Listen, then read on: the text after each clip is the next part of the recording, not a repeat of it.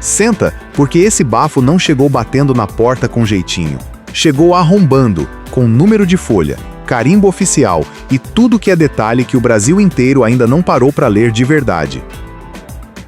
Deolane Bezerra foi presa com bloqueio de 27 milhões de reais, enquanto o próprio relatório policial que pediu essa prisão admitia, por escrito, assinado, dentro dos autos, que a prova central ainda precisava ser encontrada.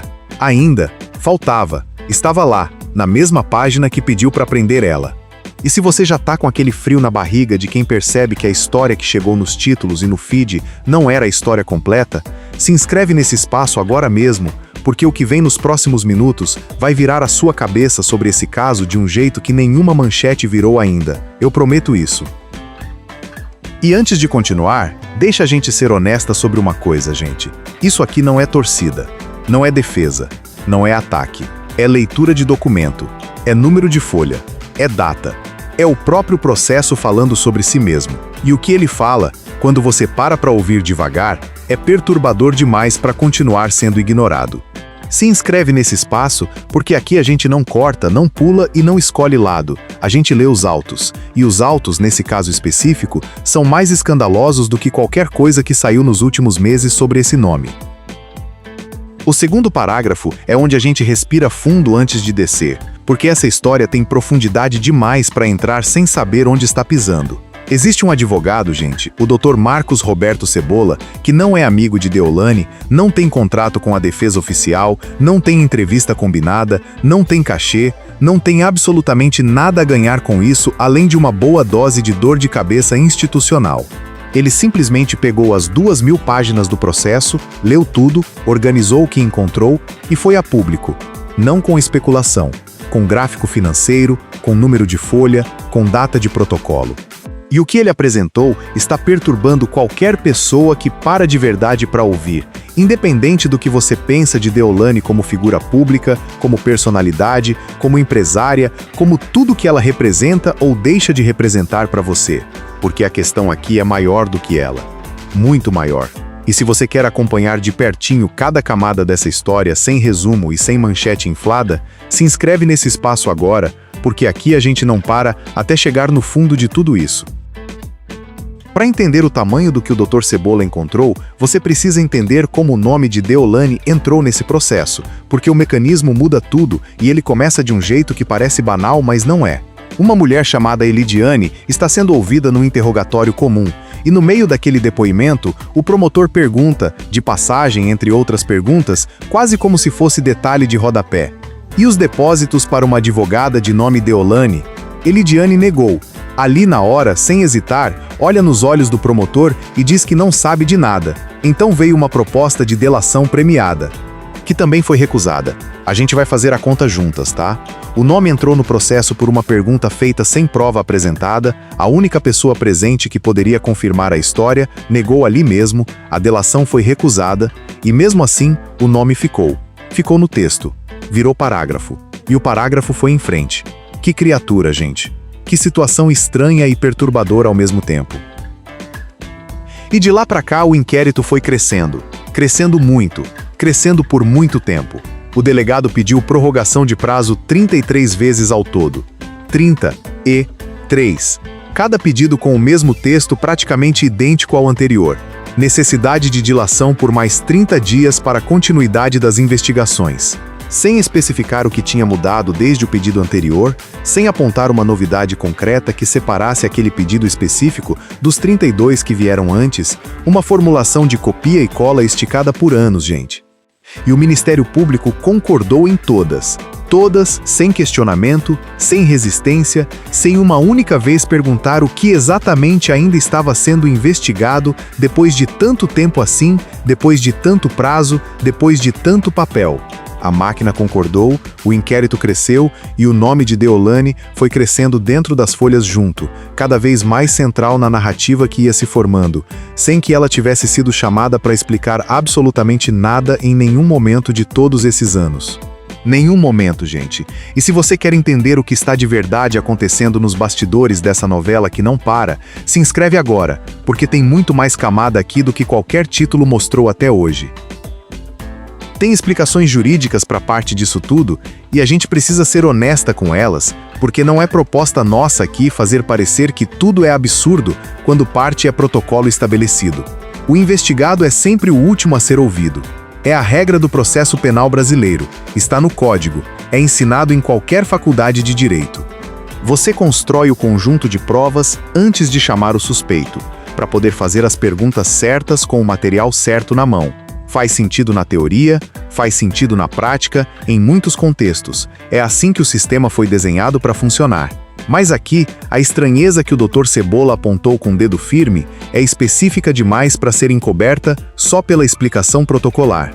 Se a dúvida central do caso são depósitos bancários que chegaram em nome de Deolane e se ela é uma figura pública completamente rastreável, advogada com CNPJ, escritório aberto, histórico financeiro documentado, conta bancária identificada, por que em 4 anos de investigação ativa antes da prisão, ninguém achou necessário confrontar isso diretamente com ela em nenhum momento?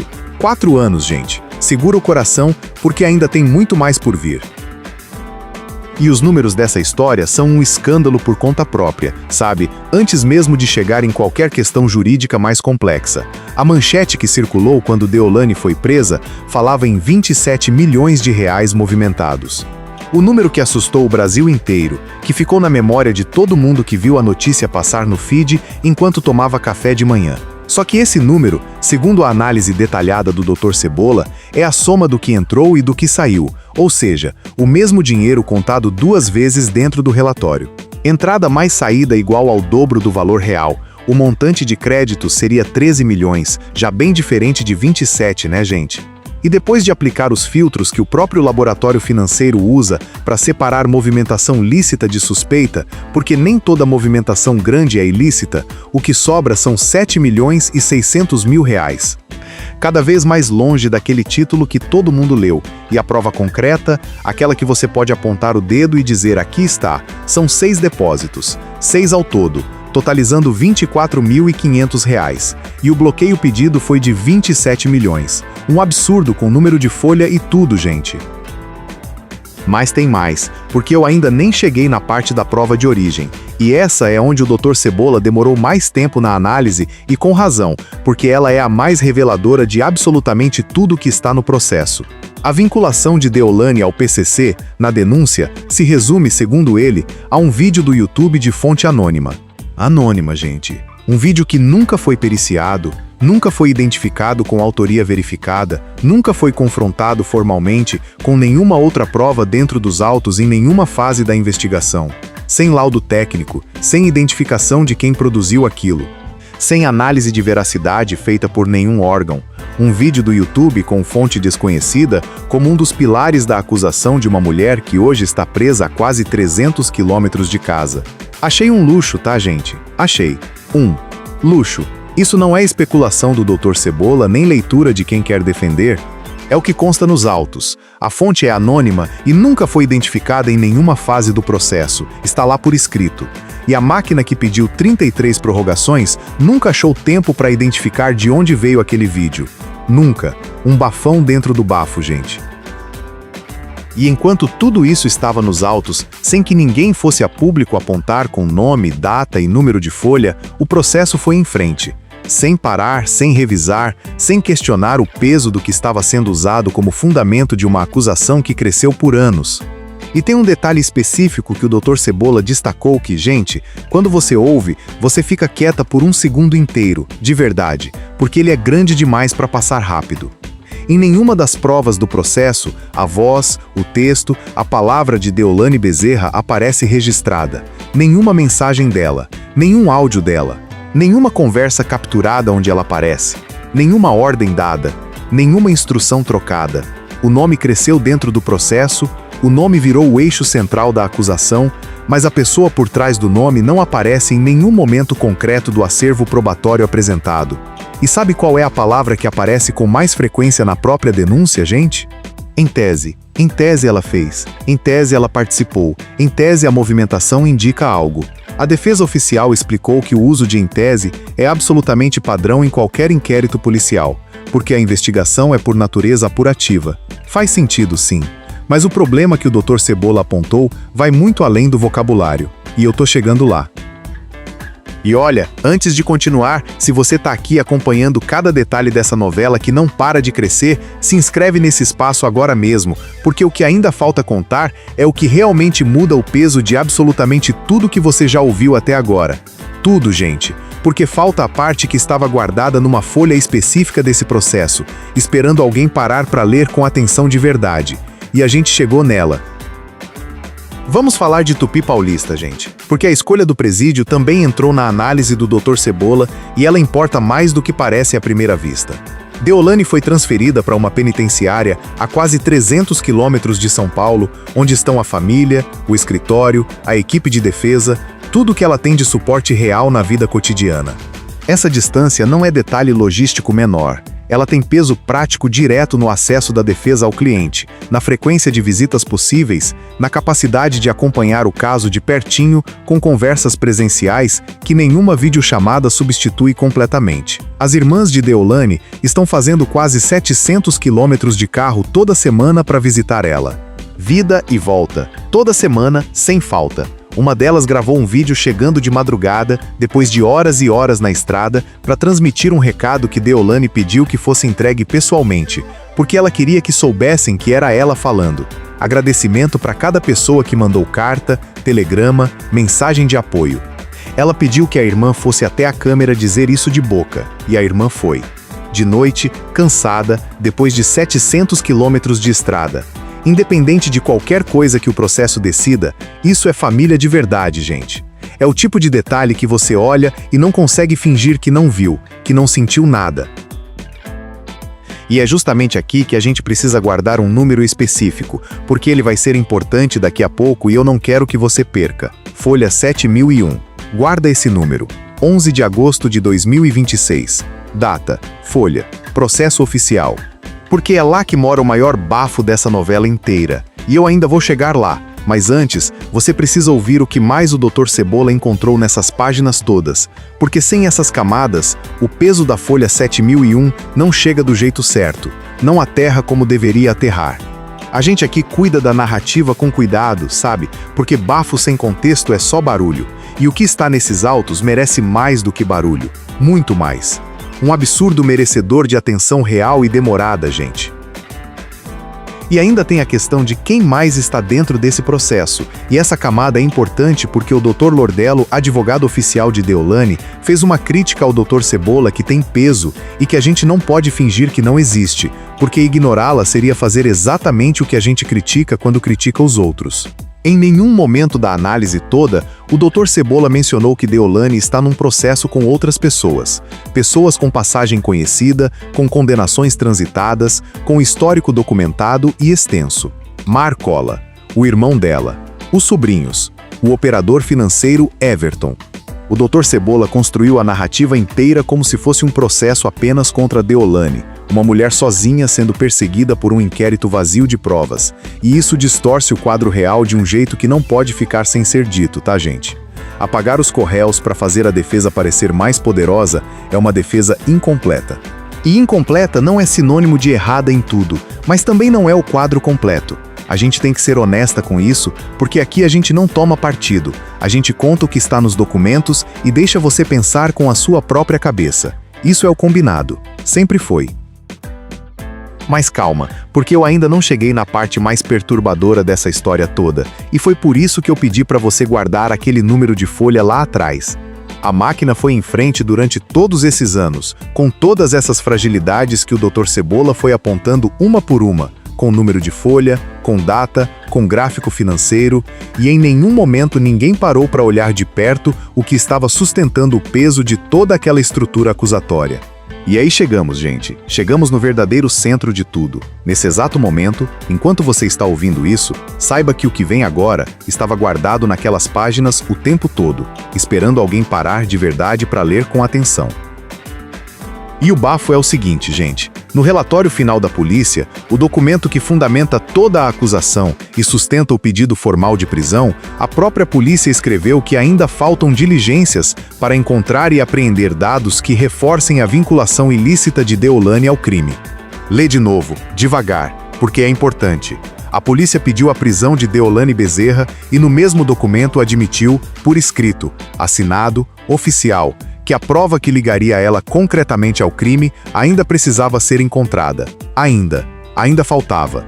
A prisão veio antes da prova que a justificaria existir no processo.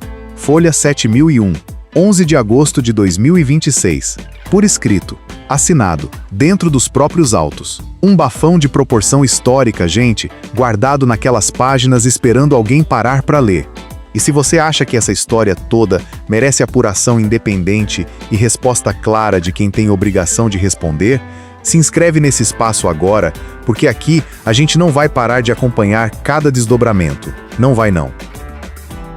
Depois que o Dr. Cebola soltou tudo isso publicamente, com documentação, com datas, com gráfico financeiro, o que aconteceu, gente? A máquina foi em frente. Antes de sentença, antes de condenação, antes de qualquer coisa ser provada em juízo formalmente. O Comitê de Ativos do Estado já pediu o leilão antecipado dos veículos apreendidos de Deolane, a transferência do dinheiro bloqueado, a autorização para a Polícia Civil usar uma Amarok e um Jeep nas próprias atividades investigativas do caso. Pensa bem no que está acontecendo ali, porque o detalhe importa demais. Com uma prova concreta de R$24 mil e um bloqueio de 27 milhões, os bens já estão sendo avaliados para leilão. Antes da sentença. O processo completo de dilapidação patrimonial acontecendo enquanto o mérito da causa ainda nem foi decidido por nenhum juiz. E ainda por cima, o Ministério Público já pediu para investigar o filho, a mãe e as irmãs de Deolane com base nos mesmos relatórios financeiros, cujas fragilidades já estão apontadas dentro dos próprios autos. A mesma base problemática que o Dr. Cebola documentou agora serve para expandir o leque de investigados. A máquina foi em frente, sempre em frente, sem questionar, sem freio, sem uma única pausa para olhar de volta para as próprias páginas. E isso, gente, é onde essa história começa a deixar de ser só sobre Deolane Bezerra e começa a ser sobre algo muito maior do que um nome famoso. Nesse exato momento, o Dr. Cebola já protocolou a notícia de fato completa, com datas, com número de folha, com gráficos financeiros organizados, nas corregedorias do Ministério Público, no Conselho Nacional do Ministério Público, no Conselho Nacional de Justiça e na OAB, tudo ao mesmo tempo e de forma coordenada.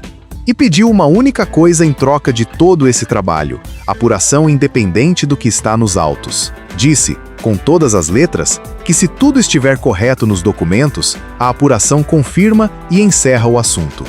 E se não estiver correto, alguém precisa responder publicamente por isso. Simples, direto, sem pedido de absolvição, sem drama de internet, sem live stream. Que criatura, gente! No bom sentido, no melhor sentido possível que essa expressão pode ter. Porque num país onde a maioria das críticas públicas ao sistema judiciário vem de pessoas que foram pegas com a mão na massa e querem sair por uma porta lateral com desconto, um advogado sem vínculo, sem contrato, sem cachê, que lê 2.000 páginas por conta própria e protocola nas corregedorias com documentação organizada, é um tipo de coisa que a gente raramente vê. Raramente mesmo. E quando vê, precisa parar para registrar. E tem mais uma camada que o caso expôs, que ficou praticamente fora de todos os comentários que saíram depois, gente, e ela é a mais incômoda de todas para quem para de verdade para pensar. A prisão aconteceu em 2026. Os fatos investigados datam de 2020. 6 anos separando os eventos da urgência de prender agora. A lei exige que a prisão preventiva seja contemporânea ao perigo que ela visa evitar. Porque a lógica do sistema é que você prende para impedir algo que está acontecendo ou prestes a acontecer, não para registrar algo que aconteceu meia década atrás. O que mudou entre 2020 e 2026 para justificar a urgência da prisão nesse momento específico? Segundo o Dr. Cebola, os autos não apontam nenhum fato novo concreto que explique essa temporalidade. O mesmo acervo, envelhecido por 6 anos, e de repente virou urgente. Sem explicação documentada da mudança. Como assim, pelo amor de Deus, gente? A pergunta incômoda que esse caso inteiro coloca na mesa, e que ninguém respondeu com clareza ainda, não é se Deolane é culpada ou inocente, porque essa é a pergunta do processo, e o processo tem instâncias próprias para isso, e a gente não está aqui para substituir juiz nem júri. A pergunta que o Dr. Cebola plantou no protocolo, que foi às corregedorias, é completamente outra, e ela é a que importa para todos nós. Quando a prova de origem é um vídeo anônimo do YouTube sem laudo técnico de nenhuma espécie, quando o nome entrou no processo por uma pergunta sem prova apresentada e a única pessoa que poderia confirmar negou ali na hora, quando a própria polícia admitiu por escrito no mesmo pedido de prisão que ainda faltavam dados para confirmar a vinculação, e quando tudo isso foi suficiente para bloquear 27 milhões e iniciar processo de leilão de bens antes da sentença, qual é o padrão que a gente está aceitando para prender alguém nesse país? Qual é o padrão real, não o que está escrito na lei, mas o que está sendo praticado nos autos? Que vergonha, gente! Que vergonha coletiva e silenciosa! Porque Deolane tem advogado particular experiente, tem irmãs que dirigem 700 quilômetros por semana sem falta, tem 20 milhões de seguidores que fazem barulho, tem o Dr. Cebola lendo 2.000 páginas de graça por conta própria e indo às corregedorias com documentação. Mesmo com tudo isso, a máquina foi em frente sem piscar. Agora imagina, gente, só imagina por um segundo, quem não tem nada disso. Preso pobre, fica jogado em cela com defensor dativo sobrecarregado, sem câmera, sem advogado pago, sem irmã com carro disponível para dirigir 700 quilômetros toda semana. A justiça nomeia alguém, entrega um processo para cada defensor que já tem 300 outros para cuidar ao mesmo tempo, e a máquina vai em frente igual, com a mesma velocidade, com o mesmo silêncio. Esse, gente, é o bafo dentro do bafo dentro do bafo. E é o único bafo que a gente raramente para de verdade para examinar, porque esse não tem glamour, não tem reality show, não tem seguidores que fazem barulho no Twitter, não tem manchete com número grande que assusta o feed. Esse bafo fica quieto, e quando fica quieto, a máquina vai em frente ainda mais tranquila, ainda mais rápida, ainda mais segura de que ninguém vai ler os autos. Pelo amor de Deus, gente, pelo amor de Deus mesmo. Se você quer que a gente continue destrinchando o bafo desse nível toda semana, com calma, com documento na mão, sem manchete inflada e sem torcida disfarçada de análise crítica, se inscreve nesse espaço agora, manda a gente nas redes o próximo caso que você quer ver destrinchado assim com número de folha e tudo, e deixa o like para esse conteúdo chegar em quem precisa ver.